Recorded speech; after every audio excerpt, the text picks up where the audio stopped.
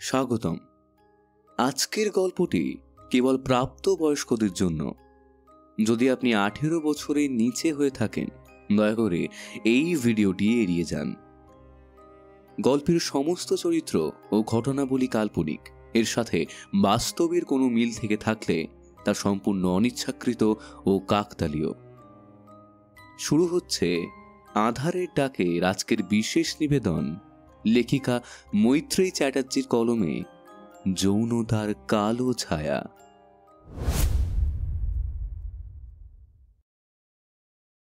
অফিসের public relations manager নবকতা miss ডরোথিকে নিয়ে রিভুর মনে ইদানিং একটা প্রচ্ছন্ন ইচ্ছে তৈরি হয়েছে। ডরোথিকে পরখ করে দেখতে চায় সে। মিস ডরোথি, কি দেখতে মায়েরি মালটাকে! একবার যদি আজ আসতো। ডরোথির কথাই ভাবছিল অফিসের পার্সোনাল রুমে বসে। ভাবা মাত্রই ডরোথি এসে হাজির হলো কিছু ইম্পর্টেন্ট ফাইলস নিয়ে। ওকে দেখে রিভুর তল পেটে এক সমুদ্র আলোড়নের সৃষ্টি হয়। চোখের কোণ চিকচিক করে ওঠে কামনার আগুনে। ঢুলু ঢুলু চোখে জড়ানো গলায় বলে ওঠে, হে, হোয়াট আ কোইন্সিডেন্স সোনা! Just thinking about you. Please be seated darling. ডরোথির হাত ধরে টেনে নিজের পাশের সিটে বসালো রিভু। একটু জড়সড় হয়েই বসল ডরোথি। রিভু ফাইলগুলোর ওর হাত থেকে নিয়ে কানের লতিতে ঠোঁট ছুঁয়ে বলল, তোমার সাথে জরুরি কথা আছে ডিয়ার। ডরোথি এমনিতে বেশ বুদ্ধিমতী। রিভুর চোখের ভাষা পড়তে অসুবিধা হলো না তার। জড়তা কাটিয়ে হাসি মুখে রিভুর আরো ঘনিষ্ঠ হয়ে বলল, মাই প্লেজার স্যার। রিভু ডরোথির নরম ফর্সা হাত দুটো ধরে পাকা অভিনেতার সুরে বলে উঠল, I just want your company, Dorothy. Please don't leave me alone. Please, honey. Please. Dorothy রিভুর হাতে হাত রেখে বলল, sure sir, I will be with you forever. Thanks, dear. বলে সরাসরি ডরোথির নরম উষ্ণ ঠোঁটের ভিতর নিজের ঠোঁট দুটো ডুবিয়ে দিল রিভু। ইদানিং হঠাৎ করেই কিছু অতিলৌকিক ঘটনার সম্মুখীন হতে হচ্ছে তাকে। ঘরে বাইরে এমনকি অফিসেও জরুরি ফাইলপত্র উধাও হয়ে যাচ্ছে। অফিস রুমের সময়ে অসময়ে ফিসফিস করে কাদের যেন কথাবার্তা শোনা যাচ্ছে। পেপার ওয়েট সরে গিয়ে কাগজপত্রগুলো আপনা আপনি উড়ে যাচ্ছে অদ্ভুতভাবে। এমনকি প্রেসার ওয়েটটা অদ্ভুতভাবে উড়ে এসে আঘাত করেছিল রিভুর কপালে। সৌভাগ্যবশত রিভু মুখটা ঘুরিয়ে নিয়েছিল বলে সেটা ঘাড়ের পাশে এসে আঘাত করে। কালশিটে পড়ে ফুলে গিয়েছিল পুরো। ব্যথাও লেগেছিল খুব, তবে রক্তপাত হয়নি, সেটাই রক্ষে। সাইকিয়াট্রিস্ট ডক্টর কুণাল ঘোষ চেঞ্জে যাওয়ার পরামর্শ দিয়ে বলেছিলেন, শোনো রিভু, তুমি কোনো কারণে হ্যালোসিনেট করছো। অতিরিক্ত কাজের প্রেসারে মেন্টাল স্ট্রেস থেকেই এগুলো হচ্ছে। তুমি ভেবে দেখো, তোমার টেবিলে একটা পেপার ওয়েট, কিন্তু সবসময় তোমার টেবিলেই থাকা কাঁচের শোপিসের মাথাতেই সাজিয়ে রাখা থাকে। তুমি মিক্সড আর ম্যাচ করে ওটা রেখেছিলে ওইভাবে। আমি শিওর তুমি ড্রাঙ্ক হয়ে ঘোরের মধ্যে টেবিলে মাথা রেখে ঘাড় কাত করে শুয়েছিলে। তোমার হাত লেগে বা ভাইব্রেশনে পেপার ওয়েটটা পড়ে যায় তোমার ঘাড়ের অন্য পাশে। That's all. ভূত প্রেত হ্যাঁ, এসব তোমার ভুল ধারণা। তুমি একটু ট্যুরে যাও, রেস্ট করো। রিভু তাই সিদ্ধান্ত নিয়েছে এবারে ট্যুরে ডরোথিকে সঙ্গে করে নিয়ে যাবে। কিন্তু কোথায় যাবে? ডরোথিকে প্রস্তাব দিতেই সে রাজি হয়ে গেল। ডরোথি বলল, আপনি চিন্তা করবেন না স্যার, আমি একটা সুন্দর রোম্যান্টিক প্লেস চুজ করে আপনাকে জানাচ্ছি। রিভু দামি নামী কর্পোরেট সংস্থার প্রধান কর্মকর্তা। সবাই এক ডাকে তাকে চেনে। তবে সাইডে তার আরও কতগুলো ছোট বড় ব্যবসাও রয়েছে। তার মধ্যে সবচেয়ে চালু বিজনেস হলো হোটেলের ব্যবসা। কিন্তু সেলিব্রিটিদের এন্টারটেন করার জন্য সুন্দরী মেয়েদের প্রোভাইড করে হোটেল মুনলাইট। রিভুর সাথে এইসব মেয়েদের যোগাযোগ আছে। প্রচুর মেয়ে রিভুর আন্ডারে কাজ করে। তাদের কেউ কেউ স্বেচ্ছায় আসে, কেউ আবার তাড়নায়, আবার কেউ আসে ধর্ষিতা হয়ে। এদের মধ্যে অনেকেই বিভিন্ন সময়ে রিভুর বিকৃত যৌন লালসার শিকার হয়ে মৃত্যুবরণ করেছে। কেউ কেউ খুনও হয়েছে প্রতিবাদ করতে গিয়ে। ফলে একটা অজানা আতঙ্ক রিভুকে ঘিরে থাকে সবসময়। পুলিশের ভয় তো আছেই, যদিও ওই টাকার কাছে সবাই জব্দ, তবু পাপ পুণ্যের হিসাব, সাপ সাপান্তের কথা মাঝে মাঝে ভাবিয়ে তোলে তাকে। তারপর নিজেই মনে হাসতে হাসতে বলে, ধুর, কি সব আটভাট ভাবছি আমি। পুড়ে ছাই হয়ে গেলে আবার অস্তিত্ব থাকে নাকি? গোপনে ওদের প্রত্যেকের সৎকারের ব্যবস্থা নিজের হাতে করেছি। এমনকি মৃত কয়েকজনের পরিবারকেও অর্থ দিয়ে সাহায্য করেছি। অনেক অনেক অর্থ দিয়েছি। তবু তবু কেন কেন আমার সাথে এরকম অদ্ভুতের ঘটনা ঘটছে? হ্যাঁ, সবটাই কি আবার মতিভ্রম, নাকি মেন্টাল স্ট্রেস থেকেই হচ্ছে এসব? আর পারি না। যাকে ডরথির সাথে কয়েকটা দিন কাটালেই হয়তো শরীরটা ঝরঝরে হয়ে যাবে, মাথাটা হয়তো হালকা হয়ে যাবে এখনের চেয়ে।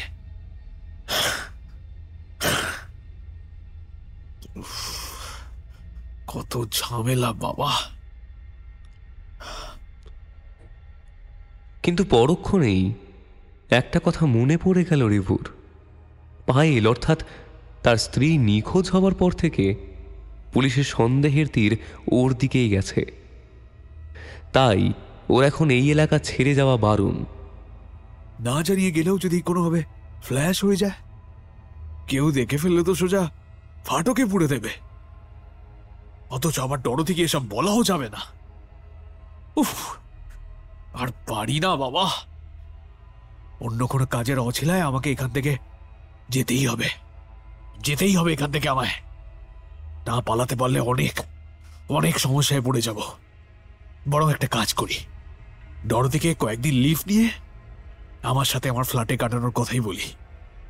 বাকিটা যা হবে পরে দেখা যাবে। পরিস্থিতি যা দাঁড়িয়েছে, পুরোপুরি শাঁখের করাত একদম। পরের দিন অফিসে এসে ডরথিকে ডেকে মিথ্যে অজুহাত দিল সে। সরি ডরথি, ট্যুরের প্রোগ্রামটা ক্যান্সেল করতেই হলো। আসলে কি হয়েছে বলো তো, আমার বড় মামাকে ভেন্টিলেশনে ভর্তি করা হয়েছে। অনেকদিন ধরেই ভুগছিলেন উনি। এই সিচুয়েশনে যদি আমি আমার মামিমা, আমার মামাতো ভাইয়ের পাশে না দাঁড়াই, তাহলে কি করে হবে বলো? আমাকে তো থাকতেই তো হবে, তাই না? কখন কি হয়। তাই এই মুহূর্তে কলকাতা ছেড়ে কোথাও যেতে পারছি না। তুমি বরং একটা কাজ করো, কামিং মানডেতে একটা হলিডে রয়েছে, তুমি সানডে নাইট আমার ল্যান্সডাউনের বাড়ি চলে এসো। কেমন? That will be better. Well, তাহলে ওই কথাই রইল। যতদিন না সিচুয়েশনটা নর্মালাইজ না হচ্ছে, তুমি ততদিন সানডে আর স্যাটারডে নাইট আমার ফ্ল্যাটেই আসছো। আমি কিন্তু তোমার অপেক্ষায় থাকবো ডরথি, তোমার অপেক্ষায়। চটুল হেসে ডরথি বলল, সিওর স্যার, আমি চলে আসবো। ডরথি রুম থেকে বেরিয়ে যেতেই রিভুর ফোনটা বেজে উঠল।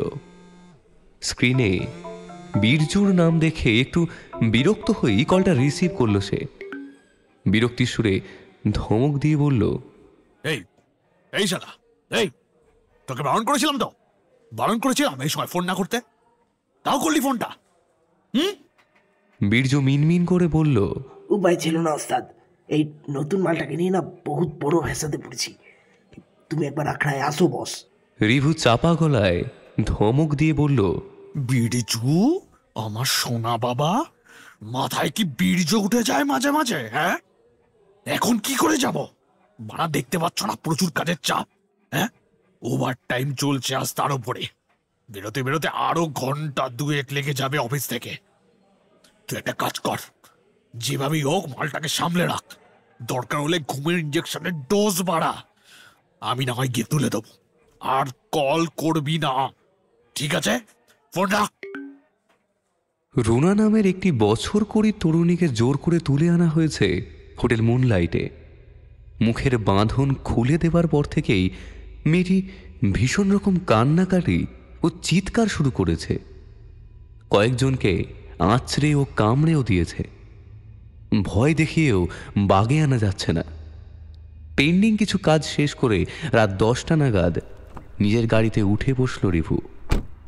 ড্রাইভার কাম সাগরেদ বিশুর উদ্দেশ্যে বলল, উফ বাবা, সারাদিন যা গেল। এই বিষয়ে একটা কাজ কর, আগে বাড়ি থেকে চল রে, গাড়ি ওইদিকে স্টিয়ার করা। ফ্রেশ হয়ে তারপরে মুনলাইটে যাব পরে।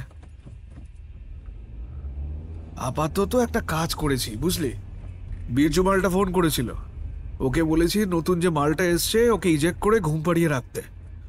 পরে বেশি ট্যান্ডাই ম্যান্ডাই করলে হাফিস করে দেবো একদম, ওই সব নিয়ে কোনো চাপ নেই। তবে একটা কি জানিস তো, মালটা ছবি পাঠিয়েছিল, ওই বীরজু মালটা, নতুন যে মালটা এসছে না। তবে কি বলি বলতো, একেবারে কচি ডাবকা মাল, যাকে বলে কোকেন ভাই, কোকেন। তো জবাই করার আগে একটু চেখে নিতে হবে না? তুই কি বলিস রে বিশু? তুইও প্রসাদ পাবি। আমি যতই নাচি প্রসাদ পাবি রে শালা। ওই এবার গাড়িটা চালা, আর কিভাবে জিভে লাল জড়াচ্ছে দেখো। বসের কথা শুনে লাল ঝরছে মাইরি। জিভ দিয়ে ঠোঁটটা একবার চেটে নিয়ে মনে মনে হাসল বিশু। তারপর গাল চুলকে দিত হাসি হেসে বলল,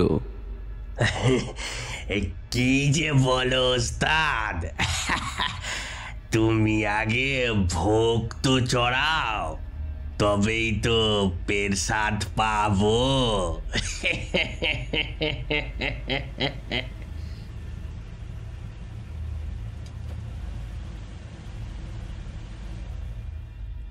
হোটেল মুনলাইটের সামনে এসে যখন রিভুর গাড়িটা থামলো তখন প্রায় 1টা বাজতে চলেছে।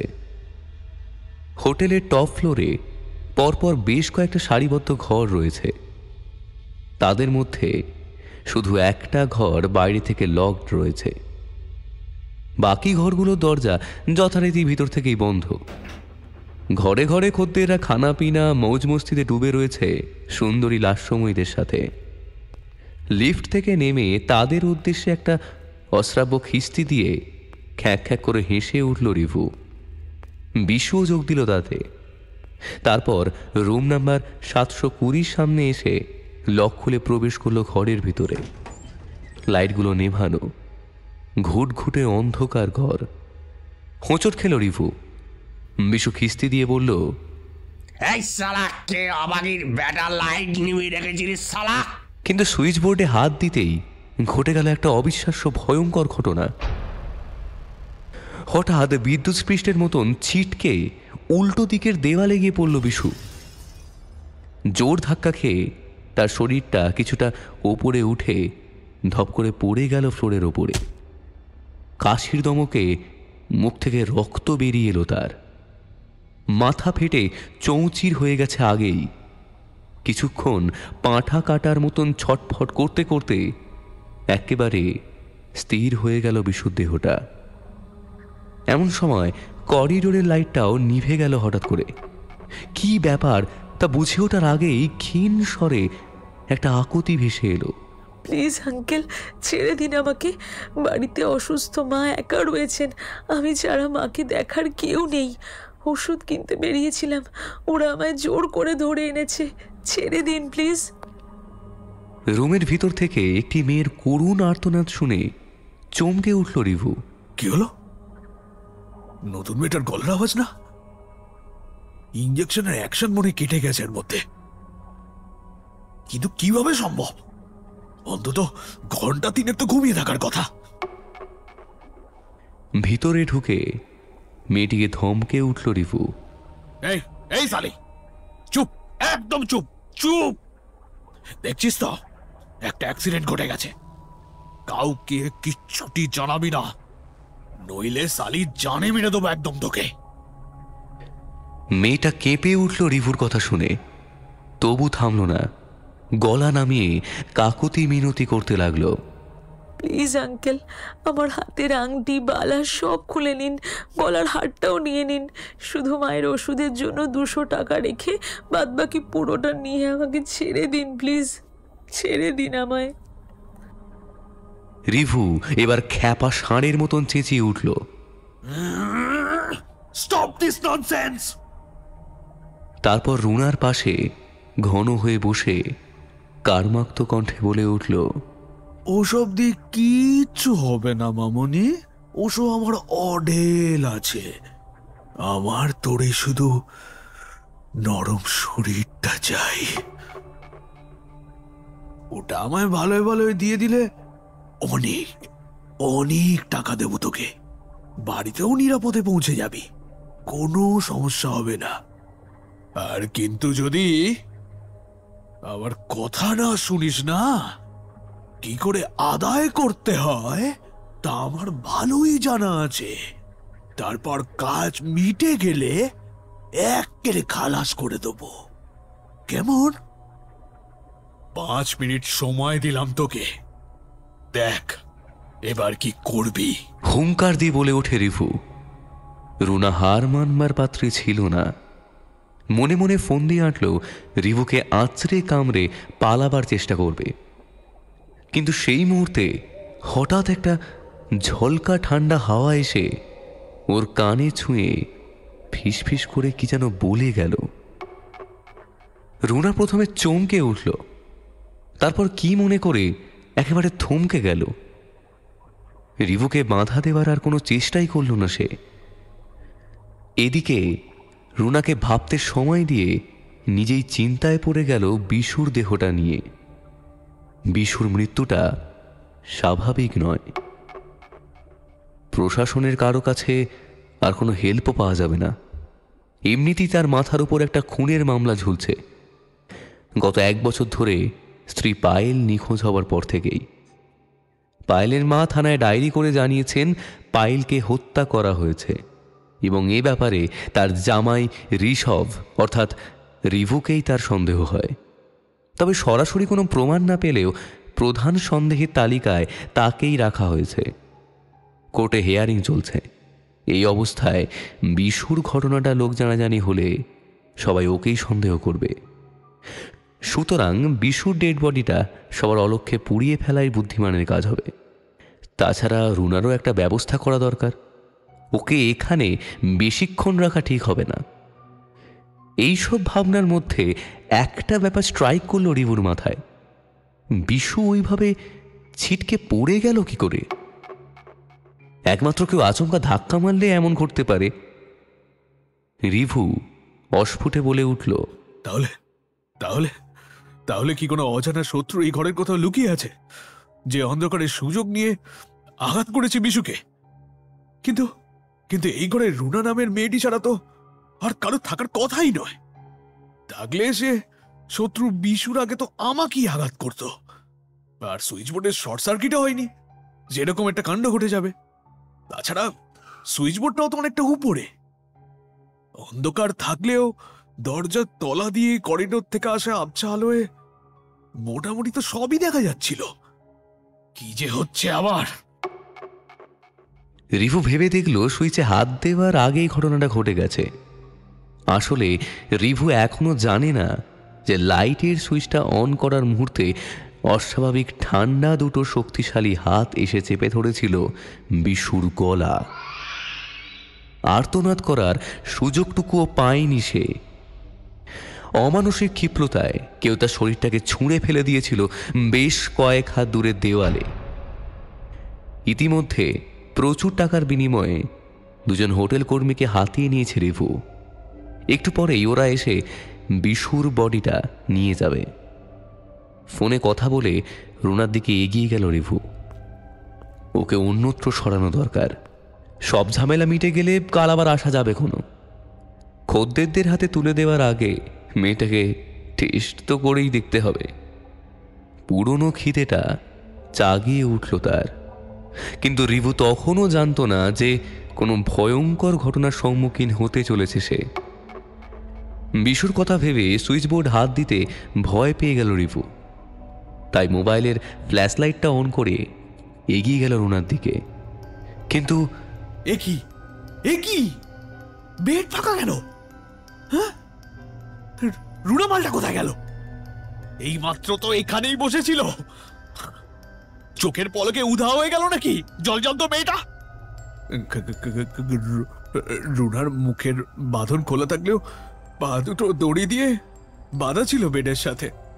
অতগুলো দড়ির বাঁধন খুলে কয়েক সেকেন্ডের ভিতর পালিয়ে যাওয়া তো কোনো মতেই পসিবল না।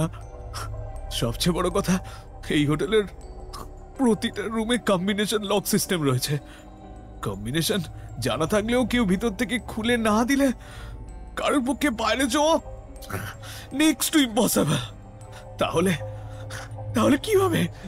মেয়েটা পালালো কি করে? বুকের রক্ত হিম হয়ে গেল রিভুর। আবার কি সেই অপার্থিব ঘটনা ঘটছে ওর সাথে? তবু মনে সাহস এনে ফ্ল্যাশ লাইটটা জ্বালিয়ে দেখল রিভু। না, ঘরের ভেতরে তো কেউ নেই। বেড ফাঁকা, অথচ ইঞ্জেকশনের সিরিঞ্জ, জলের বোতল, এমনকি রুনার পার্শ্ব পড়ে আছে বেড সাইড টেবিলে। ওয়াশরুম খুলে আগেই দেখে নিয়েছে সে, কোথাও নেই। একটা কথা ভেবে রিভুর বুকটা ছ্যাঁত করে উঠল। এমন সময় হঠাৎ খিলখিল করে হাসির শব্দে চমক ভাঙে রিভুর। হাসির উৎস লক্ষ্য করে তাকাতেই একটা ভয়ঙ্কর দৃশ্য দেখে মাথার চুল খাড়া হয়ে গেল তার। ঘরের সিলিংয়ে টিকটিকির মতন বুকে ভর দিয়ে লেপ্টে রয়েছে রুনার ছিপছিপে শরীরটা। শরীর বললেও ভুল হবে, ওটা আদপেই কোনো শরীর নয়, ওটা একটা অশরীরই, যার ঝলসে যাওয়া ঠোঁটের কোণে লেগে আছে একটা নরকীয় হাসি। রুনার চেহারা সম্পূর্ণ বদলে গেছে। এমন সময় রিভুর গালে সপাটে চর এসে পড়ল। মুনলাইটের রুমের ভেতর এসব কি হয়ে চলেছে? রিভু এবার সত্যি সত্যি প্রচন্ড ভয় পেয়ে গেল। তবে কি বিশুর মতো ভয়ানক পরিণতি তারও হতে চলেছে?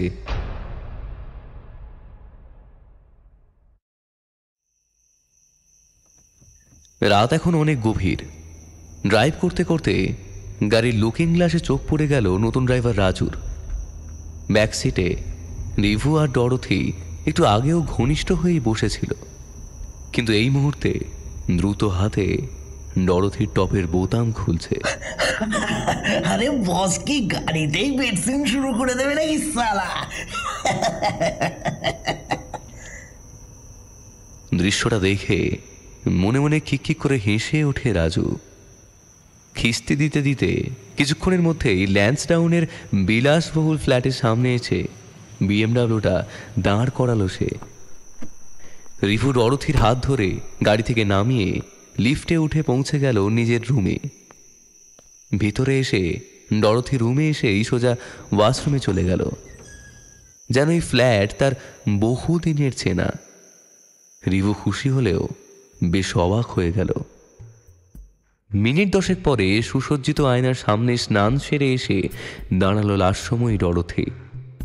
খোলা জানলা দিয়ে চাঁদের আলো এসে পড়েছে তার অর্ধনগ্ন ভেজা শরীরে। বিছানায় অর্ধশায়িত রিভু কামুক দৃষ্টিতে লেহন করছে তার গোটা শরীরটাকে।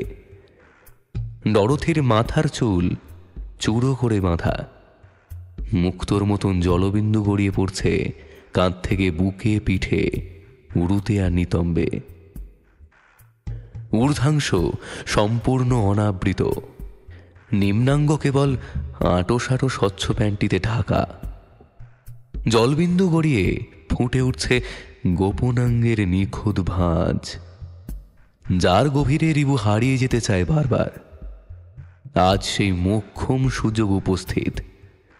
ডরথির আকর্ষণীয় নিতম্ব রেখা, পুরুষ্ট নিটোল স্তনযুগল দেখে রিভুর তলপেটের নিচে পুরুষত্ব জেগে উঠছে নতুন উদ্যমে। টাওয়াল দিয়ে ভেজা শরীরটা মুছে বেডের সামনে এসে দাঁড়ালো ডরথি। ওর সরু পেলব কোমরটা এক হাতে জড়িয়ে প্যান্টির লেসগুলো খুলে নিতে 1 সেকেন্ডও সময় লাগলো না রিভুর। নিজের শর্টসটাও দ্রুত হাতে খুলে নিল সে। তারপর হঠাৎ কি মনে হতে উঠে জানলা বন্ধ করে এসি অন করে দিল রিভু। ঘরের ভেতর একটা ফ্লোরোসেন্ট ডিম লাইট জ্বলছে। অন্ধকার ভালো লাগে না রিভুর। ডরথি আজ স্বেচ্ছায় তার কুমারিত্ব বিসর্জন দিতে এসেছে। কুমারী মেয়ের সাথে যৌন সংসর্গের মজাই আলাদা। নিজের বাম্বুকের স্তনবৃস্তটা রিভুর মুখে গুঁজে দিয়ে ডরথি রিভুর পুরুষাঙ্গ স্পর্শ করল। অপস্তনটি পিষ্ট হতে লাগলো রিভুর শক্ত হাতের মুঠোয়। অন্য হাত ঘুরতে লাগলো ডরথির নাভির নিচে। সঙ্গে সঙ্গে এক ঝটকায় রিভুর কাঁধ দুটো ধরে বিছানায় ফেলে তার তলপেটের উপর চেপে বসল Dorothy.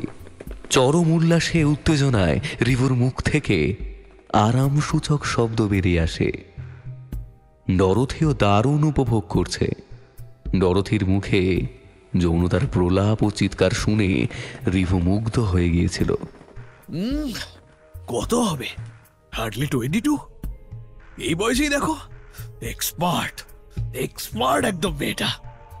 Carry on Dorothy, carry on. এইসব চিন্তা ভাবনায় এত মশগুল হয়েছিল যে রিভু খেয়াল করেও দেখল না রুমের পরিবেশটা কতটা পাল্টে গেছে। আশেপাশে ঘুরে বেড়াচ্ছে কতগুলো দগ্ধ লাশের ছায়া। তাদের সকলের নিষ্প্রাণ ঠোঁটে লেগে আছে নিষ্ঠুর পৈশাচিক হাসি। ফ্লোরোসেন্ট ডিম লাইটটা নিভে গেল হঠাৎ। ও শিট, সালা ঠিক সময় যেতে হলো। রাগে একটা অশ্লীল ভাষা বেরিয়ে এলো রিভুর মুখ দিয়ে। ওদিকে অন্ধকার আমার ভালো লাগে রিভু, রহস্যময় গলায় বলে উঠল ডরথি। জানলার কাঁচ দিয়ে স্ট্রিট লাইটের আবছা আলো বেডের উপর এসে পড়েছে। ডরথির শরীরটা দ্রুত ওঠানামা করছে। আরামে চোখ বুজে এলো রিভুর। কিন্তু চোখ বন্ধ করতে যাবার মুহূর্তে দেওয়ালের দিকে চোখ যেতেই বুকের রক্ত হিম হয়ে গেল তার। রিভু চোখ কুচলে তাকিয়ে দেখল দেওয়ালে ঘরের সমস্ত ফার্নিচারের ছায়া পড়েছে, কিন্তু ডরথির কোনো ছায়া নেই সেখানে। ওদিকে ডরথি রিভুর ওপর বসে যৌনক্রিয়া চালিয়ে যেতে লাগলো প্রবল উৎসাহে। ডরথির শরীরের চাপ ক্রমশ বাড়ছে। বহু নারীর সঙ্গে যৌনমিলনে আবদ্ধ হয়েছে সে, কিন্তু ডরথির মতন সাহসী মেয়ে সে ইতিপূর্বে দেখেনি। তাই ছায়ার প্রসঙ্গটা সে ভুলে যায়। বয়ঃসন্ধির সময় থেকেই রিভু পর নারীতে আসক্ত। ছোট বড় কাউকেই ছাড়েনি সে। মাত্র 24 বছর বয়সে পাহাড়ে বেড়াতে গিয়ে একটা অ্যাক্সিডেন্টে সে তার মা বাবা দুজনকেই হারায়। গাড়িটা পাহাড় থেকে পড়ে খাদে তলিয়ে গিয়েছিল। অদ্ভুতভাবে সে একা রক্ষা পেয়ে যায়, কিন্তু আর কেউ না জানলেও রিভু জানে আসলে কি ঘটেছে। তবে তার স্ত্রী পায়েল কিন্তু বিয়ের পর ব্যাপারটা ধরে ফেলেছিল ষষ্ঠ ইন্দ্রিয়ের জোরে। তাছাড়া রিভুর বিকৃত কাম পরনারীর প্রতি আসক্ত ধীরে ধীরে ফ্লাশ হয়ে গিয়েছিল ওর কাছে। তখন থেকেই পায়েলের সাথে সম্পর্কের অবনতি শুরু হয়। চা বাগানের মেয়ে চম্পার সাথে পুরোদস্তর প্রেম চলেছিল তখন। যাই হোক, ডরথির উন্মত্ত শরীরী খেলায় অভিভূত হয়ে ওর প্রমোশনটা মনে মনে পাকা করে ফেলল রিভু। আজ সব মিটে গেলে ফাইনালি ডিক্লেয়ার করে দেবে।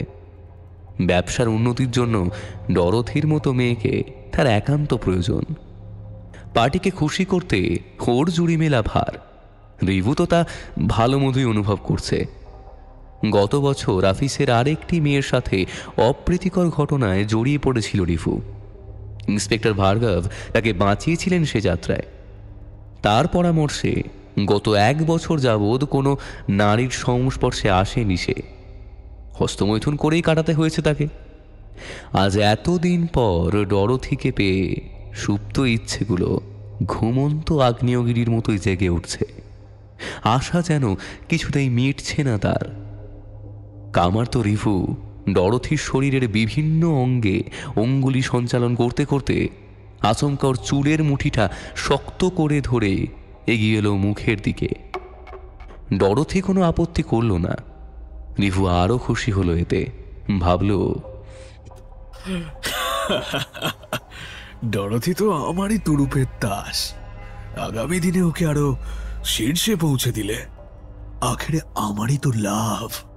সুতরাং এইটুকু আনন্দ তো আমার অবশ্যই প্রাপ্য। রিভু, গ্রেট বেটা, গ্রেট। মুখমৈথুনের ভরপুর আনন্দ এক মনে উপভোগ করছিল রিভু। হঠাৎ একটা ঠান্ডা হাওয়ার ঝাপটা পিঠে এসে লাগলো। ডরথির শরীরটাও কেমন যেন মারাত্মক ঠান্ডা হয়ে গিয়েছে।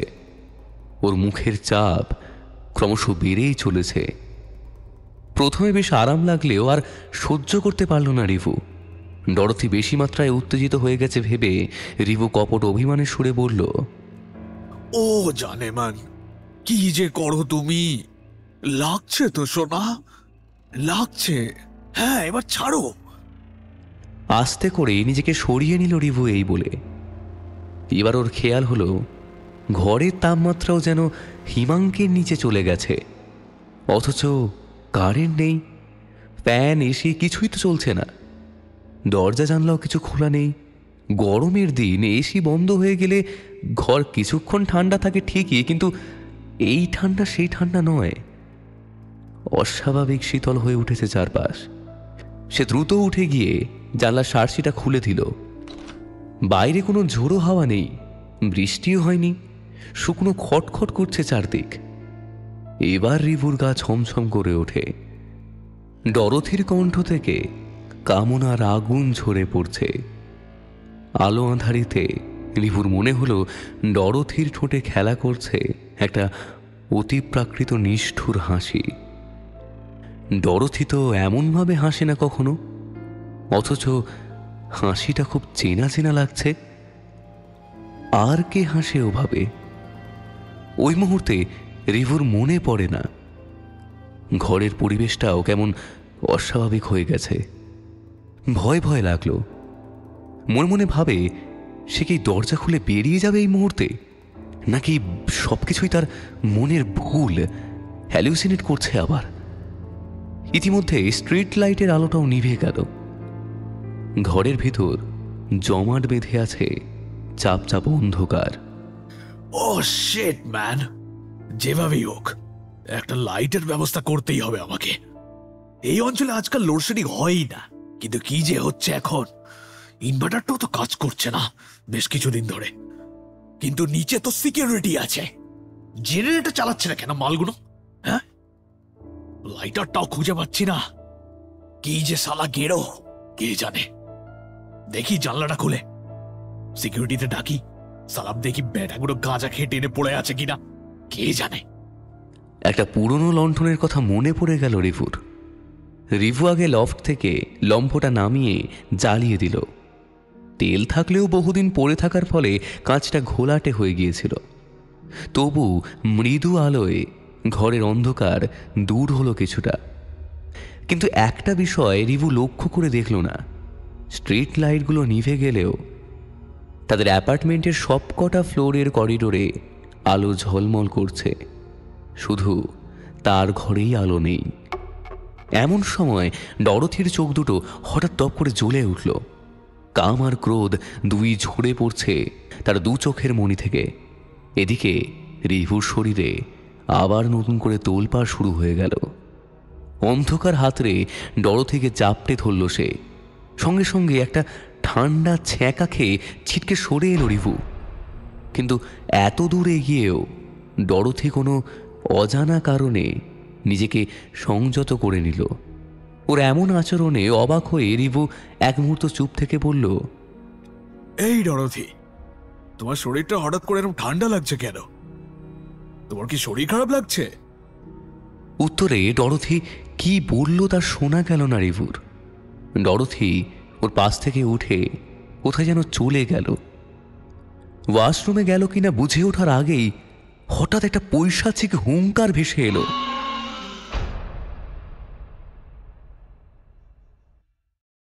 বিশুর মৃত্যুর পর 15টা দিন কেটে গেল, কিন্তু রুনাকে সেদিনের পর থেকে মুনলাইট তো দূরের কথা, ওর বাড়িতে হানা দিয়েও কোনো হদিশ পাওয়া যায়নি। মা মেয়ে পাত্তারে গুটিয়ে উধাও হয়ে গিয়েছে। কিন্তু রুনাকে যে কে হোটেলের রুম থেকে বের করে নিয়ে গেল রিভু তা এখনো জানে না। কিভাবে সম্ভব হলো? এইসব ভাবতে ভাবতে অতীতের বহু কথা মনে পড়ে গেল, বিশেষ করে নিজের বিয়ের কথা। বিয়েটা এক প্রকার ঝোঁকের মাথায় সে করে ফেলেছিল। বিয়ে করে আফসোসের সীমা ছিল না। তার স্বাধীনতায় কারও হস্তক্ষেপ করা তার পছন্দ ছিল না। কিন্তু বিয়ের পর স্বাভাবিকভাবেই বাঁধা পড়ে তার স্বেচ্ছাচারিতায়। মাত্র 7 দিনেই হাঁপিয়ে ওঠে রিভু। ওদিকে একটা সুস্থ স্বাভাবিক বিবাহিত জীবন চেয়েছিল পায়েল। কিন্তু রিভুর স্বভাব চরিত্রে বিয়ের পর এতটুকুও বদল হলো না। শ্বশুরবাড়িতে অষ্টমঙ্গলা 3টে রাত কোনো মতে পার করে রিভু পায়েলকে ওখানে রেখে সুযোগ বুঝে পালিয়ে গেল আসামের ফার্ম হাউসে। ফার্ম হাউস থেকে চা বাগানটা খুব বেশি দূরে নয়। চা বাগানে ঘুরতে ঘুরতে একসময় ক্লান্ত হয়ে বাগিচার ওপর বসে পড়েছিল রিভু। চারপাশের মনোরম দৃশ্য উপভোগ করছিল এক মনে। এমন সময় একটা হাসির শব্দে পিছন ফিরে তাকালো। অবাক হয়ে দেখল মাত্র কয়েক হাত দূরে দাঁড়িয়ে আছে একটা নবযৌবনা অসমীয়া মেয়ে। প্রকৃতি যেন 2 হাত উজাড় করে রূপ লাবণ্য ঢেলে দিয়েছিল মেয়েটির শরীরে। মেয়েটি হাসতে হাসতে অসমীয়াতে বলল, ঘুরি ফিরি যদি ভাগরি পাবে বাবু, গোটে চাহা বাগিচাখান চাবইল বছর বছর লাগিব। রিভু এখনো ভাষাটা ঠিক রপ্ত করে উঠতে পারেনি। সে হাঁ করে চেয়েছিল মেয়েটির দিকে, আবার খিলখিলিয়ে হাসতে হাসতে পরিষ্কার বাংলায় বলল, অহনো বুঝিস লাই বাবু, মই কইতেছি এইটুকু হেঁটেই তোমকে গেলি। গোটা চা বাগানটাকে ঘুরে দেখতে গেলে তো তোর বছর ঘুরে যাবে দেখছি। ফিক ফিক করে হাসছে মেয়েটা। চোখ দুটো বয়স সুলভ কৌতূহল আর যৌনতায় ভরা। মেয়েটির দিকে চুম্বকের মতো আকৃষ্ট হলো রিভু। তারপর হেসে বলল, এই মেয়ে, তোর নাম কি রে? তোকেই বলছি, আমাকে চিনিস? মোর নাম চম্পা বটে, এই চা বাগিচাটাতে থাকি, কাজ করে পেট চালাই রে। মুই জানি তুই খামার ঘরটাতে থাকতো তো এইছিস বটে। আঙুল তুলে সামান্য দূরের ফার্ম হাউসের দিকে আঙুল তুলে দেখালো মেয়েটি। মাত্র 3-4 দিনের আলাপেই পরস্পর বেশ ঘনিষ্ঠ হয়ে উঠল দুজনে। চম্পার 3 কুলে কেউ ছিল না, একাই থাকত। ফলে অবাধে দুটো অসমবয়স্ক শরীর পুড়তে থাকে একই কামনার আগুনে। প্রতি রাতে মিলিত হতে শুরু করে ফার্ম হাউসের নির্জন বেডরুমে। এমনই এক রঙিন রাতে চম্পাকে নিয়ে যখন ফার্ম হাউসে আসে, ভেতর থেকে হঠাৎ পায়েলের গলা পেয়ে চমকে ওঠে রিভু। ঢোক গিলে বলে ওঠে, কি পায়েল? খোঁজ পেলে কিভাবে? আর কে এসে তোমার সাথে? পায়েল ততক্ষণে রুম থেকে বেরিয়ে এসেছে। রিভুর সাথে অচেনা একটা অর্ধনগ্ন মেয়েকে ঘনিষ্ঠ অবস্থায় দেখে ভাষা হারিয়ে ফেলে। মেয়েটির পরনে স্রেফ একটা হাত কাটা কাঁচুলি আর হাঁটুর উপর গোটানো এক টুকরো স্বচ্ছ সাদা কাপড়। বক্ষ বিভাজিকার দেহের সমস্ত খাঁজ ভাঁজ স্পষ্ট হয়ে ফুটে উঠেছে। সেদিনই চম্পার সামনেই স্বামী স্ত্রীর মধ্যে হাতাহাতি চুলোচুলি লেগে যায়। পায়েল চম্পাকে দেখিয়ে হুমকি দিয়ে বলে ওঠে, লজ্জা করে না তোর একটা হাঁটুর বয়সী মেয়ের সাথে ফষ্টি নষ্টি করতে? আর কত নিচে নামবি তুই? ওকে নিশ্চয়ই বলিসনি যে তুই বিবাহিত? তোর চরিত্র জানতে না আমার আর বাকি নেই। তুই একটা খুনি, অনেক মেয়ের জীবন নষ্ট করেছিস, তাদেরকে আবার মেরেও ফেলেছিস। এখন আবার একটা বাচ্চা মেয়ের জীবন নষ্ট করতে যাচ্ছিস, তাও আবার তোর ওই মিষ্টি কথাই ভুলিয়ে। রিভুর গালে ঠাস করে চড় মেরেছিল পায়েল। রিভুও লাথি মারে পায়েলের পেটে। চম্পা ছুটে বেরিয়ে যায়। ঝগড়াঝাটি চলতে থাকে রাত ভোর। ডরোথি, ডরোথি, ডরোথি, কোথায় তুমি? ডরোথি, কোথায় তুমি? কে এমন বিশ্রী হবে গর্জন করছে? কে এমন বিশ্রী হবে চিল্লাচ্ছে? ডরোথি! ভয়ে কাঁপতে কাঁপতে ডরোথিকে ডাকলো রিভু। ঘরের মধ্যে কে সাপদের মতো গজরাচ্ছে। রিভুর গলা শুকিয়ে কাঠ হয়ে গেল অজানা আতঙ্কে। আচমকা ডরোথি এসে রিভুকে পিছন থেকে জড়িয়ে ধরে সহসে বলল, এই তো আমি এখানে। ডরোথির পা এখনো অস্বাভাবিক ঠান্ডা। ওকে কাছে পেয়েও ভয় ভাঙে না রিভুর। ডরোথি, ঘরে এত ঠান্ডা আসছে কোথা থেকে? তোমার গা তো বরফের মতো ঠান্ডা। এত ঠান্ডা কেন বলো? Are you getting mad? আমি ঘেমে গেছি আর তোমার ঠান্ডা লাগছে? এই সবই তোমার বাহানা। আরো তপ্ত হতে চাও, তাই তো? রিভু হেসে ফেলল। বহুদিন পর প্রবল কামোদ্দীপনায় রোমাঞ্চিত হয়ে উঠেছে সারা শরীর। শিহরণ জাগছে বারবার। তাই বোধ হয় শরীরটা একবার গরম আর একবার ঠান্ডা হচ্ছে। রিভু এবার ডরোথির নরম ঠোঁটে কামড় দিয়ে হেসে বলল, ইউ নটি গার্ল ডরোথি। এবার দেখি তোমার দাম কত। ডরোথিকে বিছানায় ফেলে রিভু ওর সুগঠিত দুই উরুর মাঝে সঁপে দিল নিজেকে। কিন্তু সুখের চরম সীমায় পৌঁছে দ্রুত নিজেকে সরিয়ে নিতে চাইল রিভু। কেমন যেন ভয় ভয় লাগছে ওর। ডরোথি ক্রমেই আগ্রাসী হয়ে উঠছে। আমি একটা বাচ্চা মেয়ের সাথে পাল্লা দিতে পারছি না, অথচ কিছুদিন আগেও আমি এই বিছানায় টক্কর দিয়েছি সবাইকে, অলমোস্ট সবাইকেই। কিন্তু আজ এমন হচ্ছে কেন আমার সাথে? নিজের অবস্থা দেখে আতান্তরে পড়ে গেল রিভু। ওদিকে ডরোথির দুই পায়ের বেষ্টনী থেকে নিজেকে কিছুতেই মুক্ত করতে পারছে না রিভু। তলপেটে ব্যথাও শুরু হয়ে গেছে তার। চাপ আর নিতে পারছে না সে। নিম্নাঙ্গ ফেটে চৌচির হয়ে যাবে এখনই। সেই মুহূর্তে রাতের সমস্ত নিস্তব্ধতা ভেঙে খান খান করে একটা বিকট অট্টহাসির শব্দ ভেসে এলো রিভুর কানে।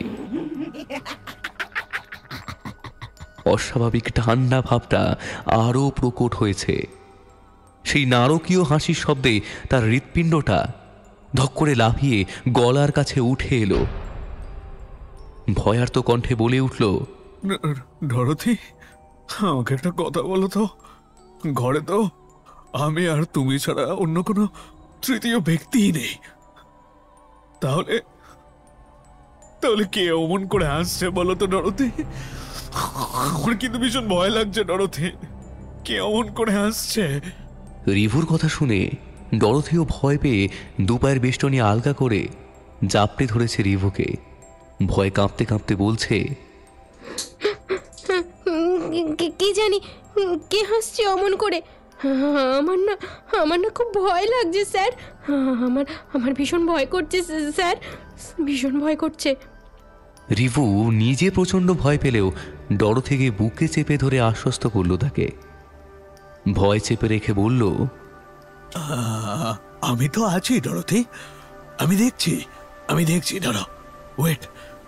কিন্তু এরই মধ্যে আবার কিছু একটা দেখে ডরোথি চিৎকার করে উঠল। দরজার দিকে দেখিয়ে বলল, ওই যে স্যার, ওই যে দেখুন, দুটো চোখ কেমন জল করছে। ওটা একটা প্রেত আত্মার চোখ। ওই হাসছে। গর্জনটা ওরই ছিল।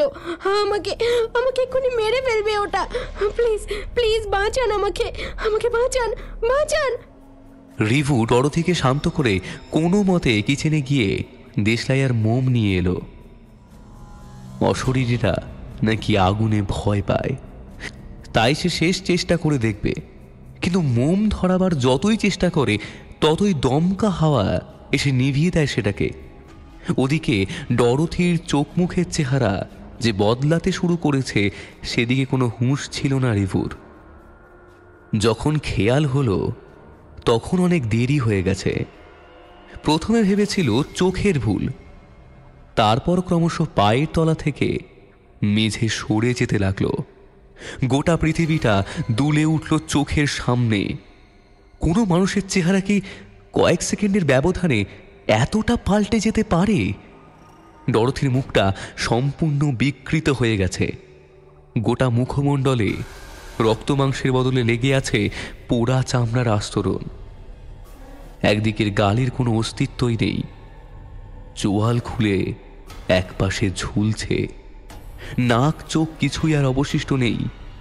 কতগুলো অন্ধ গহ্বর সৃষ্টি হয়েছে সেখানে। মাথার সামনেটা ফাঁকা।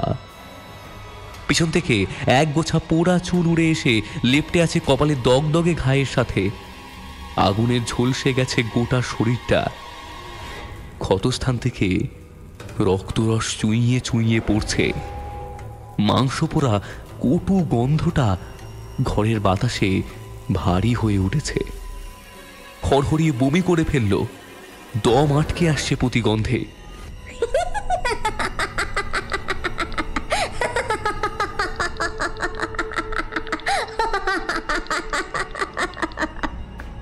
অপার্থিব অদ্ভুতুরে হাসিতে সারা ঘর কাঁপছে। ডরথি যে ইহজগতের মানুষ নয় তার বুঝতে বাকি ছিল না। ভয়ে ছুটে পালাতে গেল রিভু, কিন্তু ডরথির প্রেতাত্মা ওর পা দুটোকে আটকে রেখেছে অতি প্রাকৃতিক শক্তির বলে। সেই জ্বলন্ত চোখ দুটো এগিয়ে এলো রিভুর দিকে। খুব চেনা একটা মুখ স্মৃতিপটে ভেসে উঠছে ধীরে ধীরে। মুখটা মনে পড়তেই বুকের রক্ত হিম হয়ে গেল। ওদিকে ডরথিও হঠাৎ সিলিংয়ে উঠে সরীসৃপের মতো বুকে হাঁটতে শুরু করেছে। হোটেল মুনলাইটের দৃশ্যটা মনে পড়ে গেল রিভুর।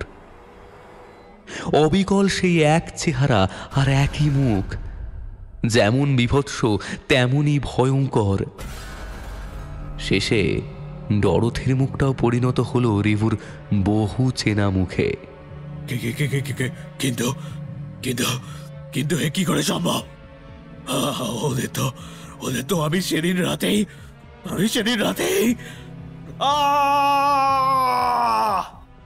আর বেশি কিছু ভাবার সময় পেল না রিভু। জ্বলন্ত চোখের দীর্ঘকায় নারী মূর্তি ওকে ধাক্কা মেরে ফেলে দিল ঘরের মেঝেতে। হঠাৎ তলপেটে বীভৎস চাপ অনুভব করল রিভু।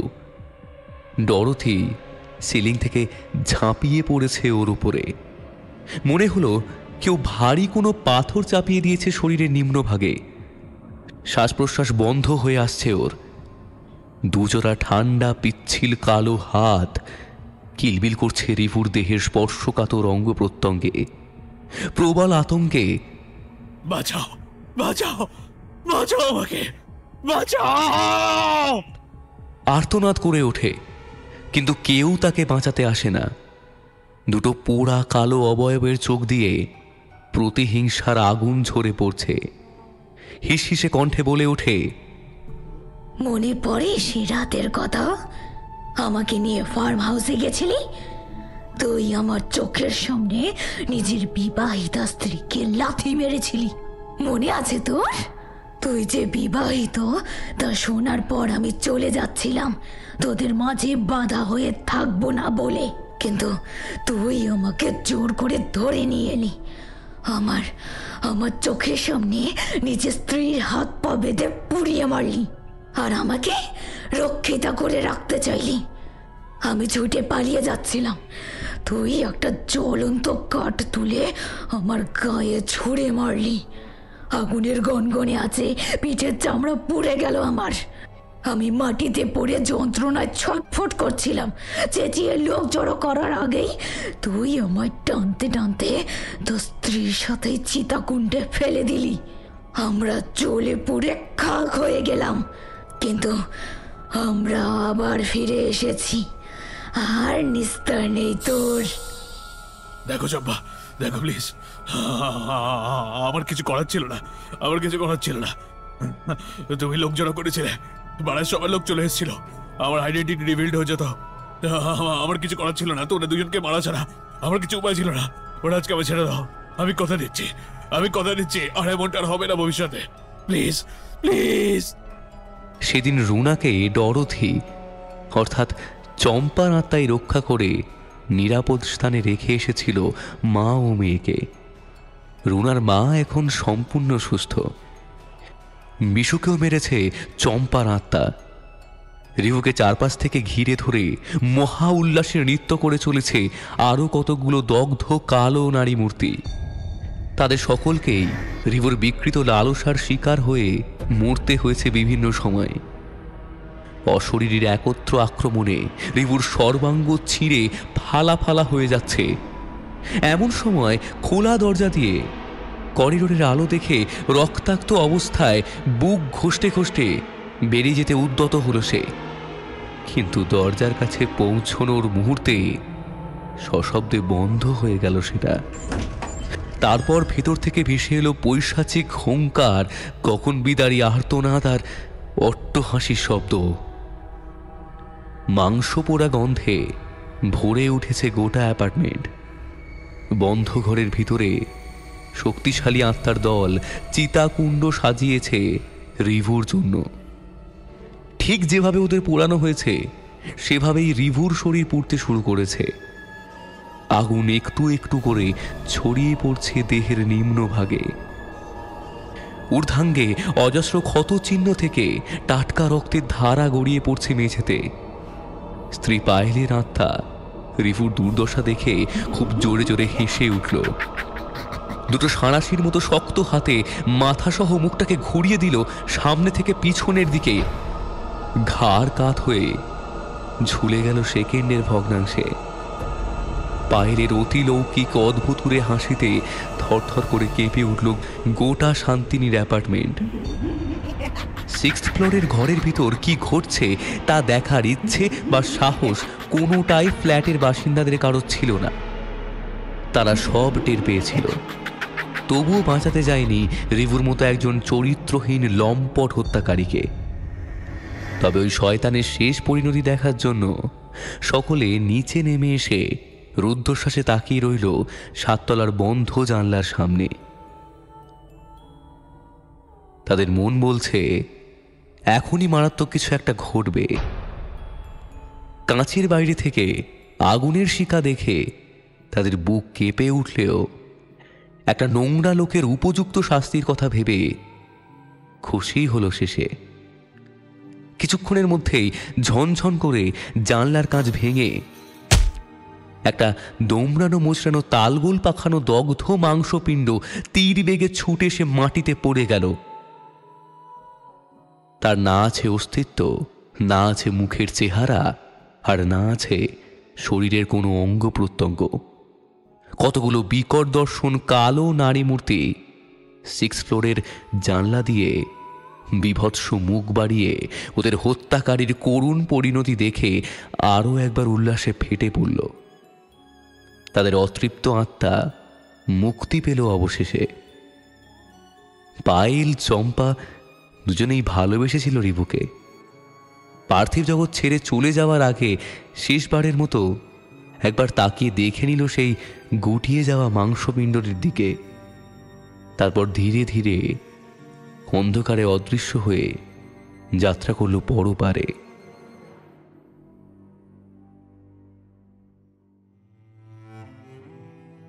এতক্ষণ আপনারা শুনছিলেন লেখিকা মৈত্রেয়ী চ্যাটার্জির কলমে যৌনতার কালো ছায়া।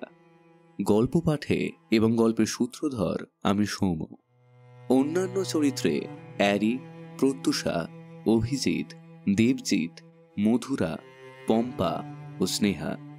গল্পটা শুনে আপনাদের কেমন লাগলো তা অবশ্যই জানাতে ভুলবেন না। কমেন্টে আপনাদের মতামত আর পরামর্শ অবশ্যই লিখে জানান। যদি গল্পটা ভালো লেগে থাকে তাহলে লাইক দিন, বন্ধুদের সঙ্গে শেয়ার করুন, আর আমাদের চ্যানেলটি সাবস্ক্রাইব করতে ভুলবেন না। নতুন গল্পের আপডেট পেতে বেল আইকনটাও ক্লিক করে রাখুন। আপনাদের ভালোবাসাই আমাদের অনুপ্রেরণা। আবার দেখা হবে আরও এক নতুন রোমাঞ্চকর গল্প নিয়ে। সবাই ভালো থাকুন, সুস্থ থাকুন। ধন্যবাদ।